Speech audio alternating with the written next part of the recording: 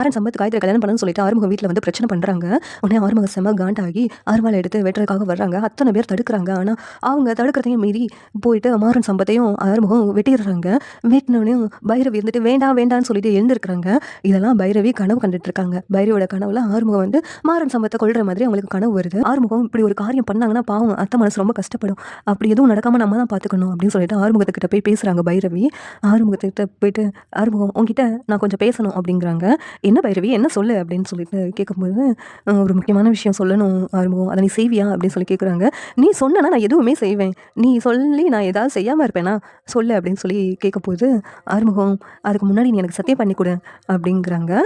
சத்தியம் பண்ணுறேங்க பைரவி, கண்டிப்பாக நீ சொன்னதை நான் செய்வேன் அப்படின்னு சொல்லிட்டு சொல்கிறாங்க. உடனே பைரவி வந்துட்டு நாளைக்கு காயத்ரியோட நிச்சயதார்த்தம் நடக்குதுல, அப்போ மாறன் சம்பத் வீட்டில் வந்து பிரச்சனை பண்ணாங்கன்னு வச்சுக்கோ, நீ வந்து அவங்கள எதுவும் பண்ணக்கூடாது, நம்ம போலீஸில் கம்ப்ளைண்ட் பண்ணலாம், அவங்க வந்து எதுனாலும் பார்த்துக்குவாங்க, நீ வந்து அருவாள் எடுக்கிறேன் அப்படின்னு சொல்லிட்டு எதுவும் பண்ண மாட்டேன்னு எனக்கு சத்தியம் பண்ணி கொடு அப்படிங்கிறாங்க.